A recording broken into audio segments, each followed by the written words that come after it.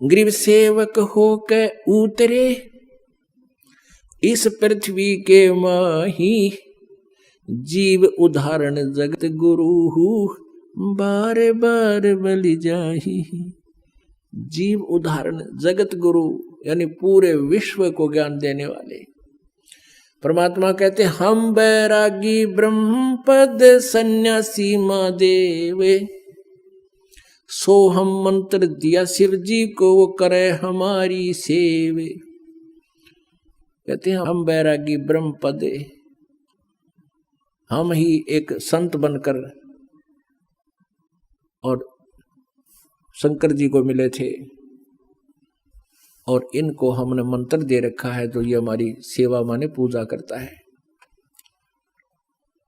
अब जैसे हम देखा ना, भगवान शिव जी किसकी पूजा करता है, हम प्रश्न करा करते नकलियां तय न करते, भगवान विष्णु की पूजा करता है। और भगवान विष्णु किसकी, बोला शिव जी की। ठीक, हमें कुछ ज्ञान था ही नहीं, हम उनके इन सट्टा में सेट हो जाते थे। अच्छा हाँ बस ठीक है। ये तो एक अपनी एक समांतर शक्ति वाले तीन देवता हैं, इनके विभागों का अंतर है, शक्ति में कोई अंतर नहीं है। लेकिन एक विभाग में ही कुछ ऐसे होते हैं जिससे हम ही मान लेते हैं कि यो अच्छा है यो ऐसा है।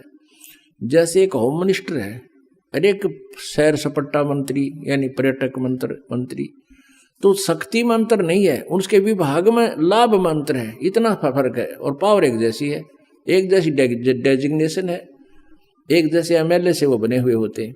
तो ऐसे ही ये तीन भगवान हैं, रजगुण विभाग के ब्रह्मा जी मंत्री, सतगुण विभाग के विष्णु जी मंत्री और तमोगुण विभाग के शिव जी मंत्री। और इनके पिता जो ब्रह्म है ये इनके फादर हैं। ये 21 ब्रह्मांड में यानी प्रत्येक ब्रह्मांड में as a chief minister role करता है, ये समझ लो। और प्रधानमंत्री फिर सब चीफ मिनिस्टरों से सुप्रीम होता है। ऐसा जानने के लिए फॉर एग्जाम्पल है, तो ये 21 ब्रह्मांड का जो मालिक है ये ब्रह्म है। और इसमें 3 एक विभागीय मंत्री अपने पुत्रों को बनाता है। दुर्गा ब्रह्मा विष्णु महेश जी की माता है। और ऐसे इन असंख्य ब्रह्मांडों में कुल मालिक कबीर देव है, वो परम अक्षर ब्रह्म है, कबीर जी है। वो स्वयं बालक रूप बनकर धारण करके आए इस अध्यात्म ज्ञान को बताने के लिए। इसलिए वो जगत गुरु शब्द मालिक ने गरीबदास साहिब जी ने मालिक के लिए बोला है। काशीपुरी कष्ट किया उतरे अधर अधारे, मोमिन को मुजरा हुआ जंगल में दीदार। काशीपुरी कष्ट किया यानी काशी के लिए प्रस्थान किया। उतरे अधर आधार यानी ऊपर से, एज इट इज किसी माँ के जन्म ने लिया, वहां से ऊपर से उतरे, वहां से चलकर आए। जैसे ऋग्वेद मंडल नंबर 9 सूक्त नंबर 86 मंत्र नंबर 26-27 में 2 मंत्र बहुत अजब समझनिया होता कोई कि वो परमात्मा जो लोक के तीसरे पृष्ठ पर तीसरे भाग में विराजमान है ऊपर, वहां से गति करके आता है। वो कबीर देव है और विद्युत जैसी गति से, जल्द सी गति से वो आता है, जैसे बिजली आया कर 1 सेकंड में। और अपनी अच्छी आत्मा को प्राप्त होता है। वो अपने रूप को सरल करके, क्योंकि वहां परमात्मा का जो सतलोक में शरीर है मनुष्य जैसा है, वहां भी भगवान उसके एक रोमकूप में करोड़ सूर्य मिला दे, करोड़ चंद्रमा, उनकी रोशनी भी उस मालिक के एक रोमकूप के नूर के सामने फीकी है, हल्की पड़े है, इतना तेजों में है वो। एज इट इज वहां या आ जा तो हमारे तो उल्लू की तरह आंखें बंद हो जाए, हम देख नहीं सकते चरम दृष्टि से। तो वो अपने रूप को सरल करता हुआ हल्के तेज पुंज का बना के, और वहां से अपने भक्तों के विघ्नों को मर्दन करता हुआ वो अच्छी आत्मा को मिलता है। किस लिए मिलता है और वो कैसा है? ऋग्वेद मंडल नंबर 9 सूक्त नंबर 82 मंत्र नंबर 1, 2, 3 में, ऋग्वेद मंडल नंबर 9 सूक्त नंबर 20 मंत्र नंबर 1 में, और भी सैकड़ों स्थानों पर ऋग्वेद मंडल नंबर 9 सूक्त नंबर 96 मंत्र नंबर 16 से 20 तक कति स्पष्ट किया है कि वो आम व्यक्ति की तरह जैसे कपड़े पहन लेता आदमी, ऐसे अन्य शरीर ऐसे वो धारण करके अपने शरीर के ऊपर एज इट इज और हल्का तेज पुंज का शरीर बनाकर यहाँ आता है। ऐसे गरीबदास जी कहते हैं, तेज पुंज अन्य दे धर कर इस विध हमको भेंट ही। वो कबीर परमेश्वर, काशीपुरी कष्ट किया वो उतरे अधर अधारे।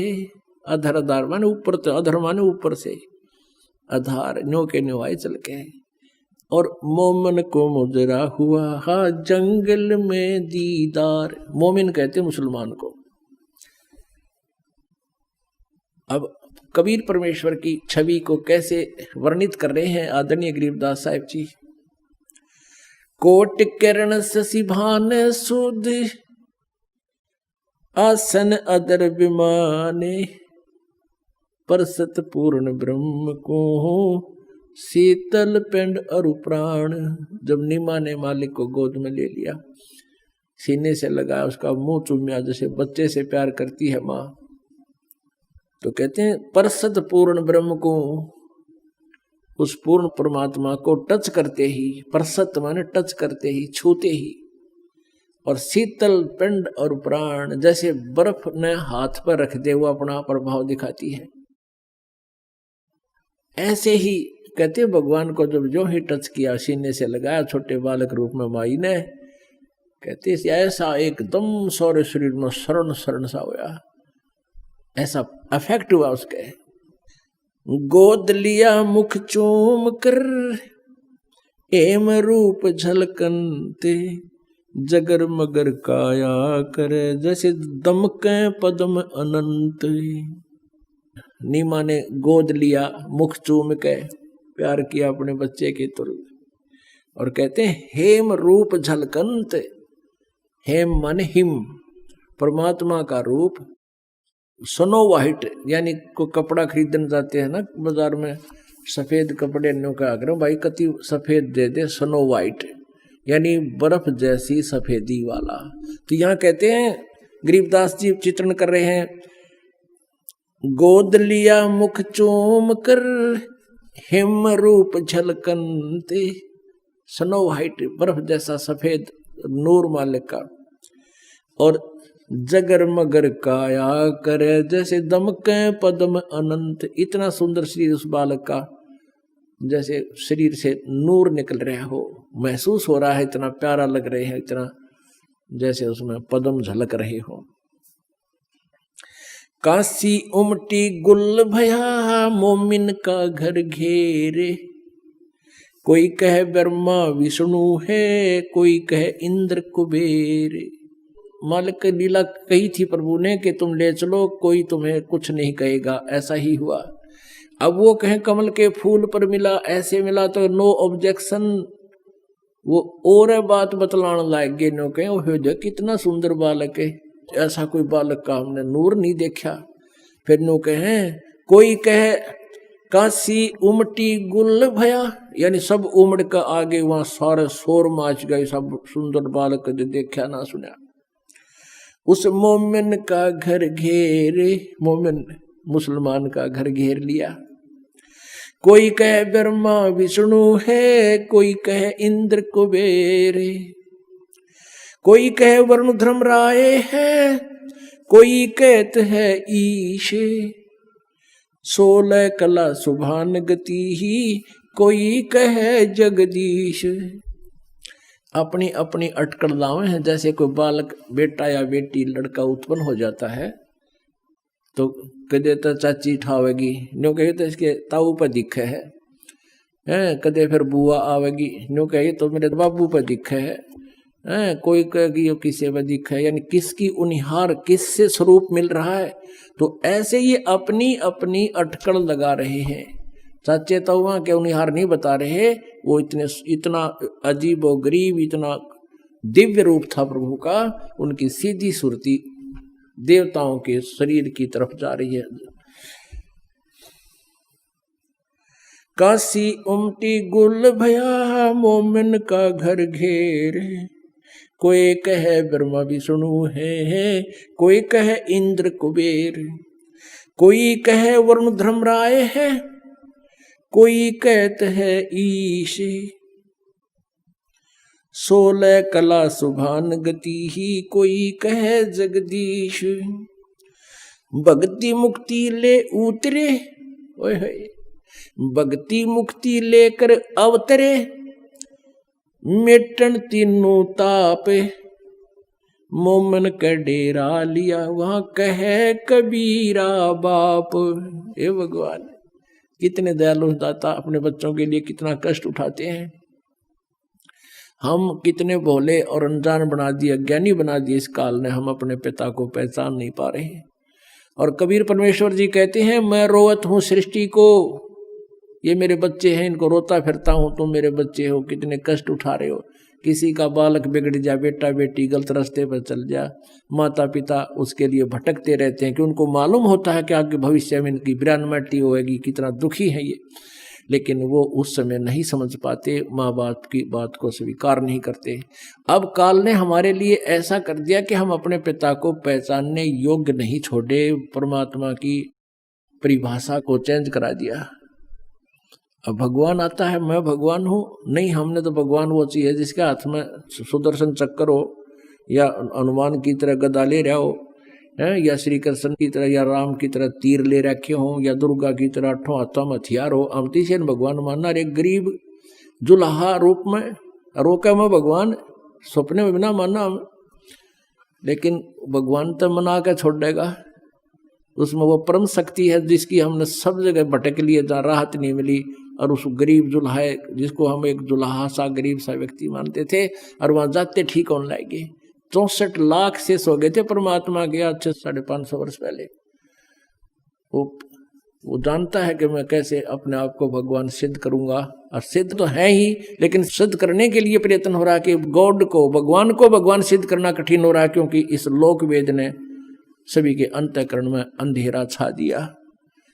अब परमात्मा कहते हैं, 9 मन सूत उलझिया ऋषि रहे झकमार, और सतगुरु ऐसा सुलझा दे उलझा ना दूजी बार। अब परमात्मा आए थे, ऐसा सुलझा गए थे इस 9 मन सूत ने। 1 किलो सूत उलझ जाना, धागा होता कच्चे धागे, वो रुआ लिया करते जुलाया ने। जब उसमें कट जा, उसमें टूट जा, गांठ लग जा, तो कोई कपड़ा स्वीकार करे नहीं, तने तो गांठ ला दी 36 पैसा दे नहीं, तो उसको बहुत प्यार से सुलझाना ही पड़ता था, उसमें गांठ ना पड़े। तो ऐसे ही परमात्मा कहते हैं कि ये 9 मन सूत उलझवा दिया, काल के दूता ने उलझा दिया, अध्यात्म ज्ञान को बिगाड़ दिया।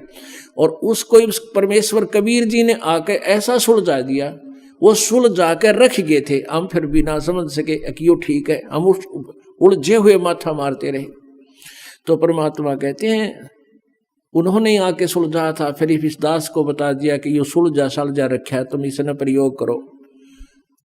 9 मन सूत उलझिया ऋषि रहे झकमार, और सतगुरु ऐसा सुलझा दे। सतगुरु, सच्चा गुरु, सच्चा संत, तत्वदर्शी संत ऐसा सुलझा देगा, फिर उलझे ना दूजी बार।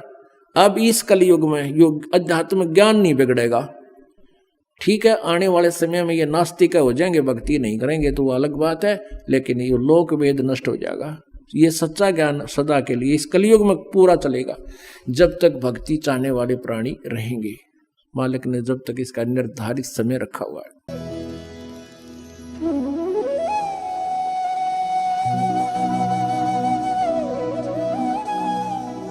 अगर आप ये वीडियो YouTube पर देख रहे हैं तो हमारे चैनल को सब्सक्राइब करें और बेल आइकन को दबाना ना भूलें। अगर आप Facebook पर ये वीडियो देख रहे हैं तो हमारे पेज को लाइक करें।